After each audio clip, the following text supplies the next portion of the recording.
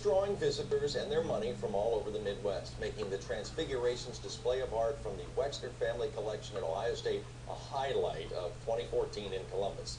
Ted Hart, though, is giving you answers tonight on controversy concerning the authenticity of some of the works on display right now at the Wexner Center. This is The Little Dancer by Edgar Degas on display at the Wexner Center. The sculpture was actually cast in bronze 5 years after Degas' death, commissioned by his family from original work found in his studio when he died.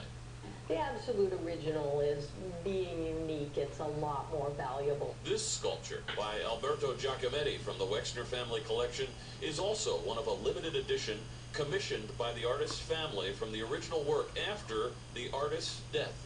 It's the Bernie Madoff of the art world. You have forgeries, misrepresented as authentic works of art with counterfeit signatures and bogus editions, misrepresented as works by artists who are long dead when they were done. And the dead don't sculpt, the dead don't sign, and the dead don't edition. Florida art gallery owner Gary Arseneau makes headlines across the country. Whenever a museum displays one of the limited edition, family authorized copies of a dead artist's work, Arseneau challenges the authenticity of the display.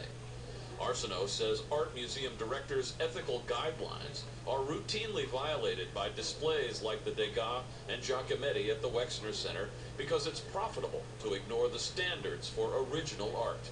This is a false market created to cash in at the expense of the public through admission fees, city, state, federal grants, corporate sponsorship, outright sales, and tax write-offs. Ohio State art history expert professor Lisa Florman says money did drive families with original works by famous artists to commission reproductions. But Professor Florman says Gary Arseneau's conspiracy theories have no basis in fact.